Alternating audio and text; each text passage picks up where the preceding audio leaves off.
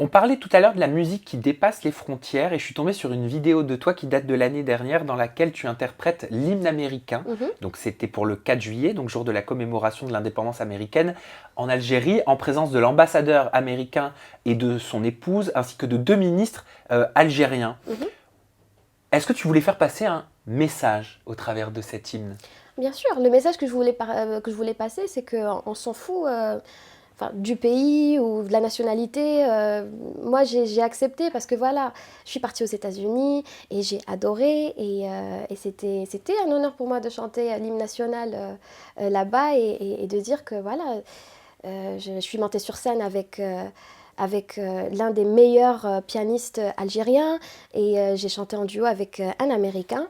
Du coup, c'était une belle expérience et j'ai vraiment aimé. Il y avait la télévision là-bas. Ils m'ont posé cette question d'ailleurs et non, en fait, c'est l'ouverture. Pour moi, c'était un moyen de réunir ces deux pays au-delà des tensions.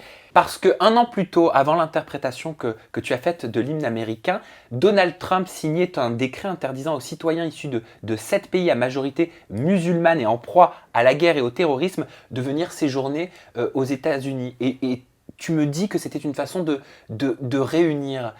Tu aurais pu réagir de deux façons différentes. C'est vrai. C'est vrai que c'est très délicat. Mais bon, il y a pas que des Donald Trump aux États-Unis. Donc, faut pas se focaliser sur une seule personne, même si c'est le président. Mais je suis partie aux États-Unis et il y avait des Américains qui étaient tellement ouverts d'esprit, qui étaient tellement curieux de connaître ma religion, ma culture, tout ça. Du coup, je suis pas très, très politique. Je m'en fous. Le plus important pour moi, c'est juste de pouvoir réunir, je sais pas, plusieurs pays, plusieurs cultures. Ouais, mais chanter comme tu l'as fait ce jour-là, le 4 juillet, est-ce que c'est pas une façon de faire de la politique en chanson?